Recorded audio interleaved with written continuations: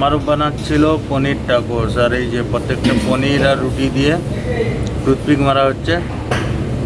সবগুলো এরকম করে প্রথমে টুথপিক দিয়ে আটকে দিতে হবে, না না যেন পড়ে যায় ও, আর রুটি আর পনির যেন আলাদা আলাদা না হয়ে যায়। তো তারপরে এইটাকে সব ঠিকঠাক করে এবারে টুথপিক লাগানো চলছে।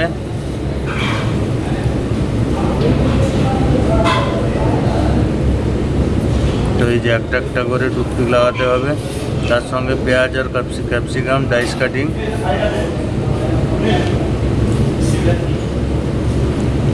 তো একটা একটা করে দেওয়া প্রায় কমপ্লিট।